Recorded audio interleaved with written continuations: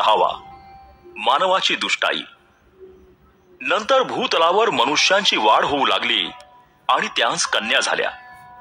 तेव्हा मानव कन्या सुंदर आहेत असे देवपुत्राने पाहिले आणि बायका केल्या.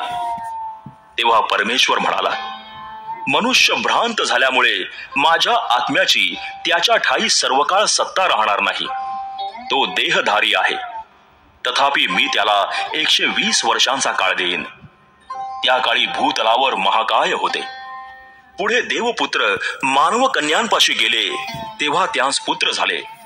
ते प्राचीन काळचे महावीर असून नामांकित पुरुष होऊन गेले. पृथ्वीवर मानवांची दुष्टाई फार आहे.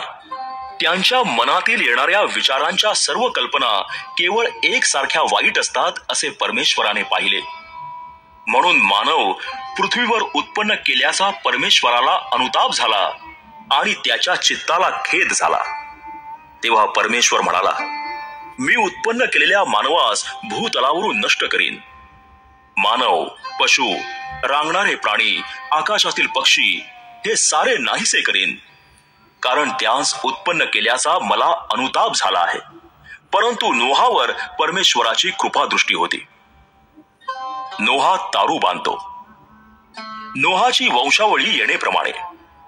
नोहा हा आपल्या काळच्या लोकांमध्ये नीतिमान आणि सात्विक मनुष्य होता.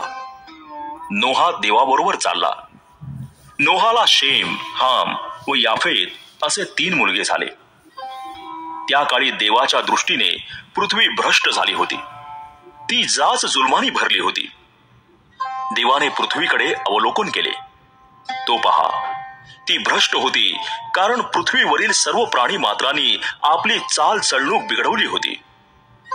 मग देव नोहाला म्हणाला, सर्व प्राण्यांचा अंत करण्याचे माझ्या मनात आले आहे, कारण त्यांच्यामुळे पृथ्वीवर जाच जुलूम माजला आहे. पहा, मी पृथ्वीसह त्यांचा नाश करीन. तू आपल्यासाठी गोफेर लाकडाचे तारू कर.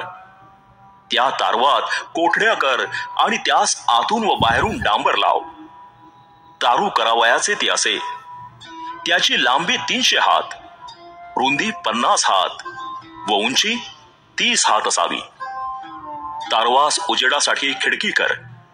तिचा माथा वरपासून 1 हात असेल अशी ती कर. तारवाच्या एका बाजूस दार ठेव. त्याला खालचा, दुसरा व तिसरा असे मजले कर. पहा, ज्यांच्या ठाई प्राण आहे असे सर्व देहधारी आकाशाखालून नाहीसे करावे, म्हणून मी पृथ्वीवर प्रलयाचे पाणी आणतो. पृथ्वीवर जे काही आहे ते नष्ट होईल. तरी तुझशी मी आपला करार स्थापित करीतो. तू आपले मुलगे, आपली स्त्री व आपल्या सुना यास घेऊन तारवात जा. सर्व प्राण्यांच्या प्रत्येक जातीतून नर व मादी अशी 2-2 जिवंत राखण्यासाठी आपल्या बरोबर तारवात ने. पक्ष्यांच्या प्रत्येक जातीतून, पशुच्या प्रत्येक जातीतून आणि भूमीवर रांगणाऱ्या प्राण्यांच्या प्रत्येक जातीतून 2-2 प्राणरक्षणार्थ तुझकडे येतील. खाण्यात येते ते सर्व प्रकारचे अन्न आपल्यापाशी आणून त्याचा साठा कर. ते तुला व त्यांना खावयास मिळेल. नोहाने तसे केले. देवाने त्याला जे काही सांगितले ते त्याने केले.